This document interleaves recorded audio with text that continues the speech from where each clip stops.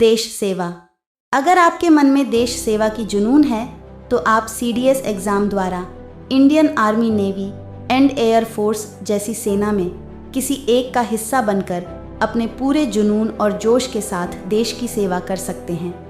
तो वैसे में CDS एग्ज़ाम की पूरी जानकारी आपके पास होना चाहिए, तो मैं आप सभी के लिए CDS एग्ज़ाम से जुड़ी सभी जानकारियाँ लेकर आया हूँ। तो इस वीडियो को बिना स्किप किए ज़रूर देखें। तो चलिए सबसे पहले जानते हैं कि CDS एग्ज़ाम क्या है।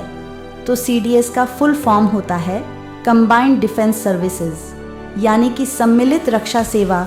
और एग्ज़ाम को क्लियर करने के बाद कैंडिडेट्स को Indian army, navy, air force जैसी पसंदीदा क्षेत्र में काम कर सकते हैं और इसको UPSC यानी यूनियन पब्लिक सर्विस कमीशन द्वारा कंडक्ट कराया जाता है, जो कि साल में 2 बार आयोजित किया जाता है।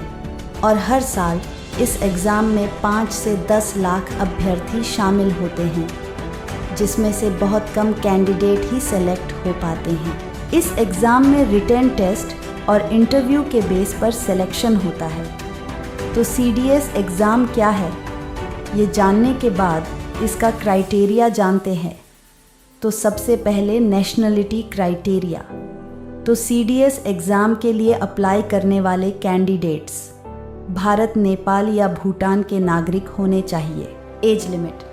तो CDS एग्ज़ाम के लिए अप्लाई करने से पहले आपको एज लिमिट की कंडीशन भी जानते हैं। तो इंडियन मिलिट्री अकादमी के लिए 19 से 24 साल तक, इंडियन एयर फोर्स अकादमी के लिए 19 से 24 साल तक, इंडियन नेवल अकादमी के लिए 19 से 24 साल तक, ऑफिसर ट्रेनिंग अकादमी के लिए 19 से 25 साल तक। और अब एजुकेशन क्वालिफिकेशन की बात करें तो आपको इंडियन मिलिट्री अकादमी के लिए कैंडिडेट्स को किसी रिकॉग्नाइज्ड यूनिवर्सिटी से ग्रेजुएट होना ज़रूरी है। इंडियन नवल अकादमी के लिए कैंडिडेट के पास इंजीनियरिंग में बैचलर डिग्री होना ज़रूरी है। एयर फोर्स एकेडमी के लिए कैंडिडेट के पास ग्रेजुएशन की डिग्री होनी ज़रूरी है और साथ ही 12th क्लास में मैथ और फिज़िक्स सब्जेक्ट होना भी अनिवार्य है।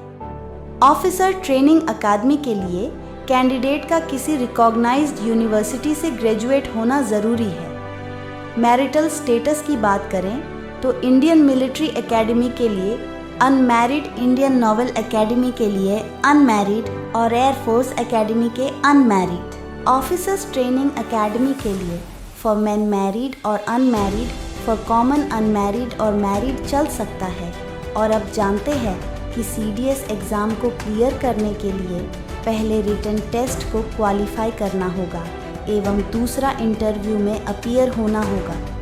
इन दोनों स्टेजेस क्लियर करने के बाद आपको इंडियन मिलिट्री अकादमी के लिए देहरादून, नोबल एकेडमी के लिए Goa and air force academy के लिए बेगमपत और ऑफिसर्स ट्रेनिंग अकादमी के लिए चेन्नई, इनमें से किसी एक में सेलेक्ट होकर देश की सेवा कर सकते हैं। तो अब जानते हैं रिटन टेस्ट के बारे में। ये टेस्ट ऑब्जेक्टिव टाइप होते हैं, जिसमें मैथ, इंग्लिश और जनरल नॉलेज होते हैं, जो कि 3 स्टेप में कराए जाते हैं। पहले इंग्लिश का होता है और दूसरा जनरल नॉलेज एवं तीसरा एलिमेंट्री मैथमेटिक्स का होता है। सभी पेपर के लिए टाइम ड्यूरेशन 2 घंटे का होता है और हर पेपर की 100 मार्क्स होती है। रिटन टेस्ट के बाद इंटेलिजेंस टेस्ट और पर्सनालिटी टेस्ट लिया जाता है। फिज़िकल एंड मेडिकल की बात करें तो आपको फिज़िकली और मेंटली फिट होना बहुत ज़रूरी है। इसे आइस हाइट और वेट रिलेटेड कंडीशन फुलफिल होना चाहिए। कैंडिडेट की फ़िज़िकल एलिजिबिलिटी से जुड़ी बहुत सारी कंडीशन होती है, जिन्हें क्लियर करने वाले कैंडिडेट को ही सेलेक्ट किया जाता है। इसलिए CDS एग्ज़ाम के लिए अप्लाई करने से पहले इससे जुड़ी हर कंडीशन और क्राइटेरिया को आपको अच्छे से समझ ले, ताकि किसी तरह की कोई प्रॉब्लम फेस करनी ना पड़े। तो दोस्तों, CDS एग्ज़ाम से जुड़ी इम्पॉर्टेंट जानकारी हमने इस वीडियो में आपको दी है। तो दोस्तों, हमें यह उम्मीद है कि यह जानकारी आपको अच्छी लगी होगी और आगे भी ऐसे ही जानकारी के लिए आप हमारे YouTube चैनल को सब्सक्राइब करना ना भूलें। Thanks for watching.